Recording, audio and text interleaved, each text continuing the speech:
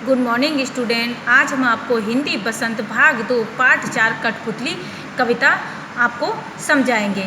जैसा कि हमें शीर्षक से पता चलता है कि यह कविता किसके बारे में है।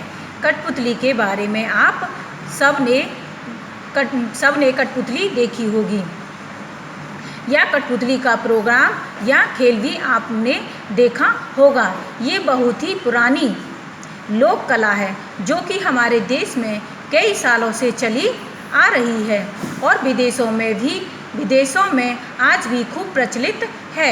भारत में भी बहुत प्रचलित है। इस कविता में कवि भवानी प्रसाद मिश्र जी ने एक कठपुतली की मनोदशा का सुंदर चित्रण किया है। पहले वे ये बताते हैं कि कठपुतली अपने धागों से बंधी होने के कारण बहुत ज़्यादा दुखी है और वह स्वतंत्र होकर अपने पैरों पर चलना चाहती है। कविता इस प्रकार से है। कठपुतली गुस्से से उबली, बोली ये धागे क्यों हैं मेरे पीछे आगे, इन्हें तोड़ दो, मुझे मेरे पाँव पर छोड़ दो। इस कविता का अर्थ है कठपुतली गुस्से से बोलती है। उसे बहुत तेज गुस्सा आता है और वह कहती है कि ये धागे जो हैं मेरे आगे पीछे क्यों लगे हुए हैं, तुम इन्हें तोड़ दो और मुझे स्वतंत्र कर दो और मुझे मेरे पाँव पर चलने के लिए छोड़ दो। यह सुनकर बोली और कठपुतलियाँ कि हाँ, बहुत दिन हुए हमें अपने मन के छंद छुए।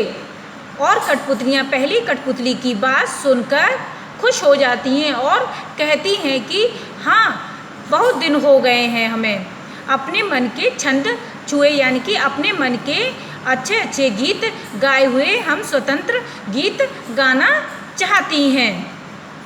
इस तरीके से ये कठपुतलियाँ आपस में बात करती हैं। मगर पहली कठपुतली सोचने लगी, ये कैसी इच्छा मेरे मन में जागी है। और सब कठपुतलियों की बात सुनकर जो पहली कठपुतली है वह सोचने लगी, अगर सभी आज़ाद होकर खुश नहीं रह पाई तो उन सब की जिम्मेदारी, उनकी स्वतंत्र खुश ना रहने की जिम्मेदारी सब मेरे ऊपर आ जाएगी। ये इच्छा मेरे मन में कैसे जागी है। इसीलिए वह इन सब के बारे में सोचने लगती है कि अब मैं क्या करूं, मेरे मन में यह इच्छा कैसे जागृत हुई। यह कविता भवानी प्रसाद मिश्र द्वारा रचित है। उम्मीद है आपको मेरी ये वीडियो पसंद आई होगी, इसीलिए लाइक और सब्सक्राइब ज़रूर करना। नमस्ते।